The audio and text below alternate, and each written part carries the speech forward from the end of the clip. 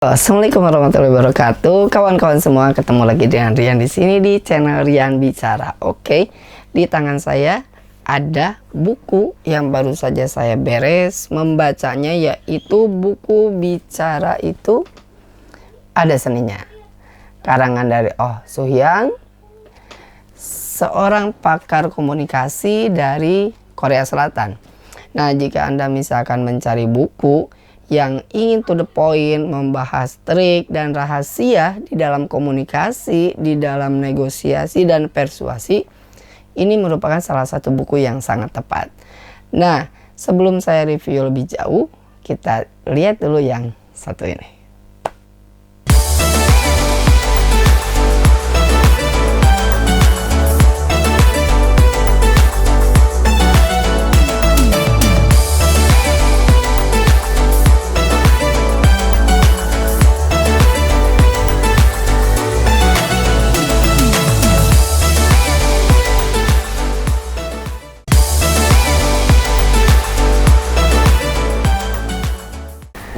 Oke, sekarang kita langsung masuk ke pembahasan atau review dari Bicara Itu Ada Seninya. Nah, kesan pertama saya ketika membaca buku Bicara Itu Ada Seninya adalah sesuatu hal yang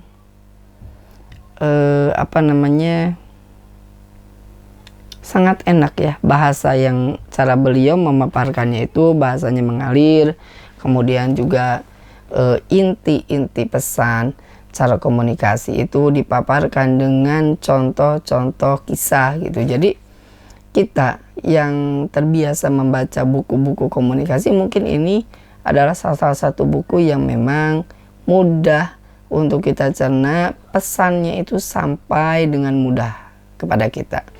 Nah, sebagai salah satu contoh, beliau memberikan ilustrasi ketika pentingnya kita menjalin komunikasi dengan orang yang ada di hadapan kita, maka perlunya cara kita untuk care terhadap orang yang diajak bicara.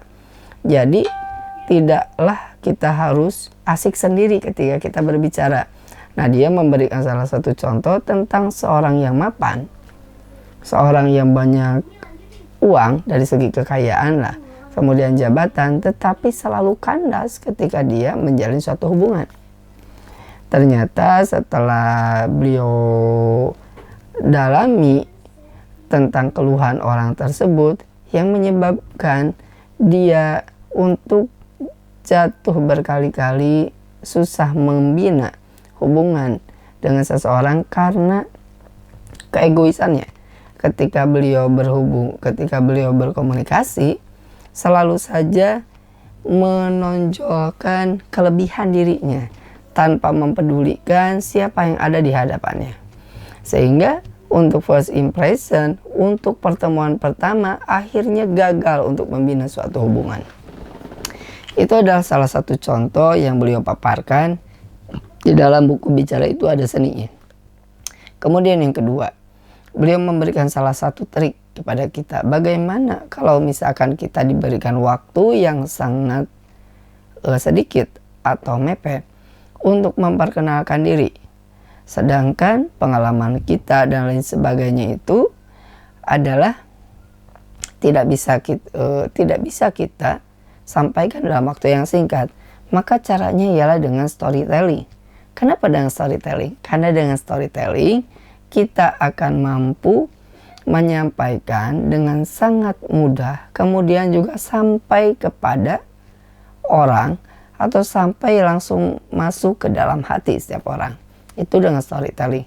Bagaimana caranya? Nah, di dalam buku ini dipaparkan. Kemudian juga berbicara itu tidak hanya selalu berbicara lisan dan juga pentingnya intonasi, tapi berbicara itu 55% dipengaruhi oleh bahasa tubuh. Jadi sampainya message atau pesan kita terhadap halayak itu ditentukan pula dengan body language atau bahasa tubuh. Nah, penguasaan kita terhadap hal-hal yang mendasar seperti itu bisa kita latih, bisa kita olah terus, sehingga memudahkan kita ketika bernegosiasi dan mempersuasi orang-orang. Seperti itu. Nah, kesan yang lainnya di dalam buku Bicara Itu Ada Seninya adalah kemudahan bahasanya. Jadi pemilihan bahasa yang sederhana, pemilihan bahasa yang tidak kesannya intelektualitas banget seperti itu, jadi memudahkan untuk bisa dibaca oleh kalangan apapun. Nah, buku ini memang cocok dibaca ketika kita dalam waktu luang, ketika kita dibaca di dalam waktu yang memang rileks dan santai. Jadi sekali baca mungkin 1 atau 2 jam ini udah beres. Inti pesannya nyampe juga kepada kita. Seperti itu. Nah, sekian untuk review dari Bicara Itu Ada Seninya. Ini adalah review singkat. Kemudian nanti saya planningkan atau rencanakan untuk membahas buku ini dari segi isi. Nanti kita akan bikin seperti mind mapnya. Jadi mudah untuk kita berbagi ilmu, kemudian mudah kita untuk berbagi pengetahuan tentang buku ini. Oke, sekian. Assalamualaikum warahmatullahi wabarakatuh.